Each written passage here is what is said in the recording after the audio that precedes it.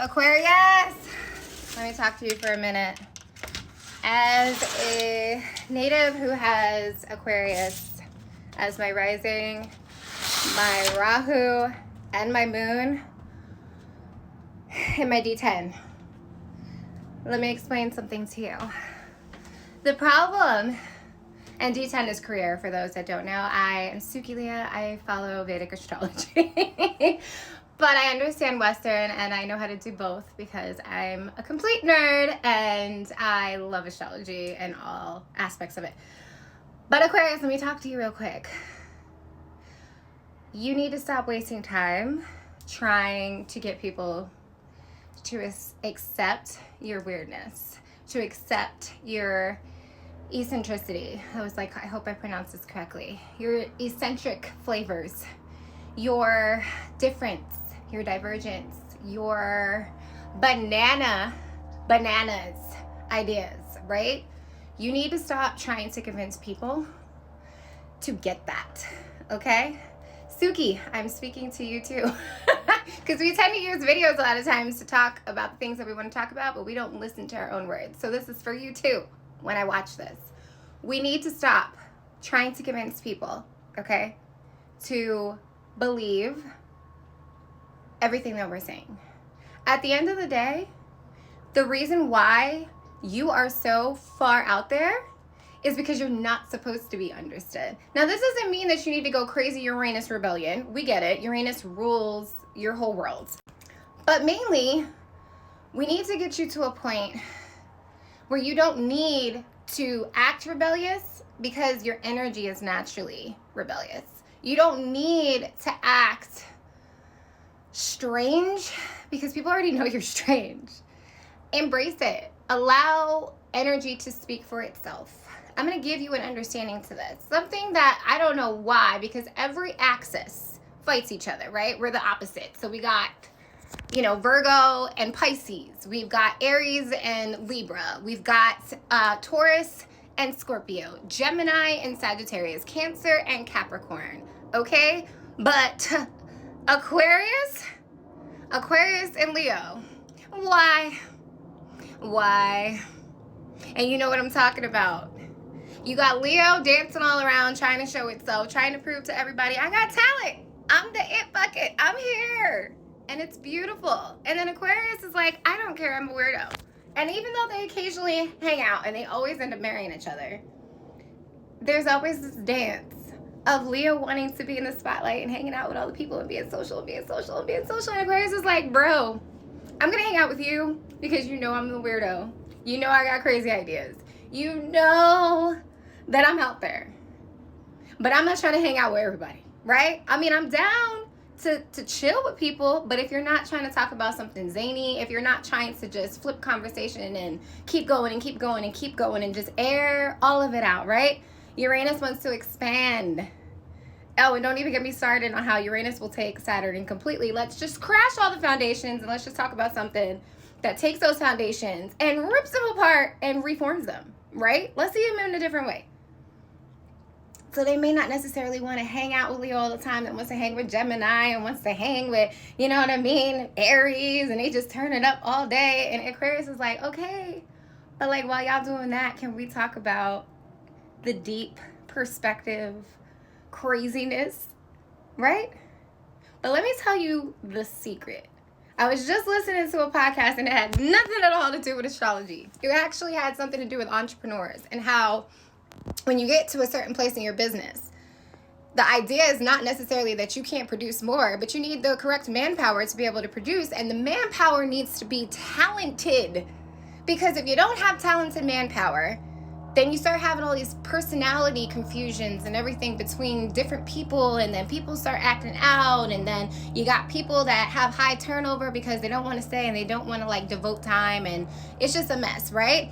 Real, true talent is not typically going to always want to work for the entrepreneur, because the entrepreneur is still in the process of building, and sometimes it might be a little chancy, right?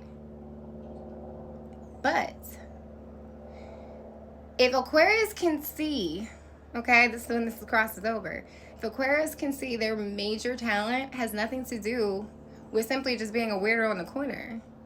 Their major talent is building a team of talent. That is of that axis. The reason why Aquarius and Leo do so well together is because Aquarius is all about we, a team, humanity, everybody coming together, everybody being heard. And if you could just get a bunch of Leos on your team, and their talents, okay? These are talents. For those who have read the Bible or read some of it, and I could be wrong with this because, again, I read the Bible, but not all of it. But I'm up to Numbers because I love learning about religions. And I read the parts, I believe it's called the tabernacle. I could be wrong, but it's the part where it's the court and the priest goes in and talks to God specifically, and like nobody else is really allowed in there. Anywho, there was a time period where they were building this, and God was asking to have Moses find the talents. The talents, okay? The talents. Having a talent is indeed a gift. And in order to build this, there were architects and there were actually hairstylists, because there were women who knew how to spin the hair of the figures that they were creating, which was interesting, right? And then they had jewelers were asked for. There was just, they named so many different talents, perfumists, all types of stuff. But things were created, even down to making the oils, the holy oil, and to making like the incense, everything. Talent, okay? Being an artist, being a creative is a gift.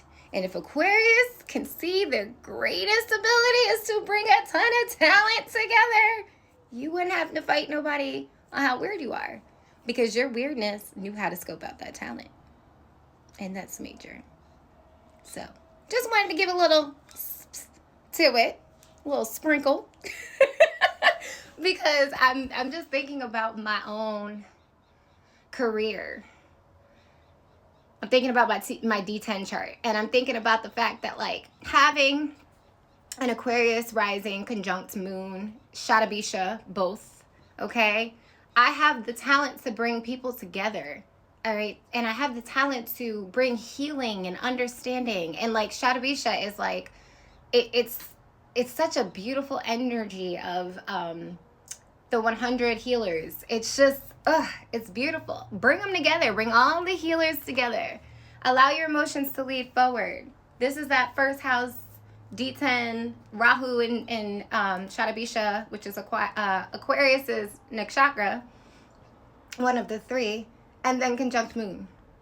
It's like, this is why I don't hate on people that have talent. Because talent is so particular. Talent is so specified. And like, some of y'all, even including myself, get on these apps and we start seeing all this talent all over the place. And we don't even realize, like, oh my God, like everybody know how to do this? Why is it so saturated? Why is this? Why is this that? And we don't realize the breakdown of the fact that there's so many people using artificial intelligence, or they've seen an idea off of someone else's page and they just rewrote it. Like, people get inspired every day. And if somebody else can take an idea and find the quick way to do it, that means that that came from a long form in some way.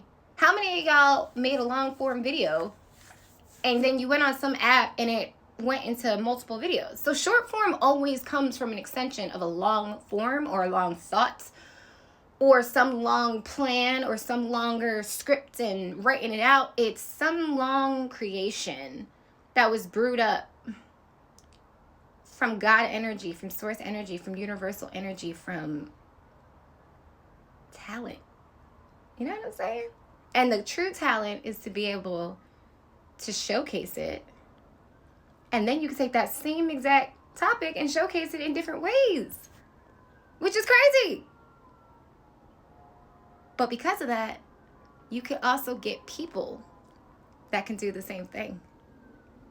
You can bring a bunch of talents together to showcase your idea in a different way. And difference is what makes you an Aquarius. Okay? I'll talk to y'all later. Bye!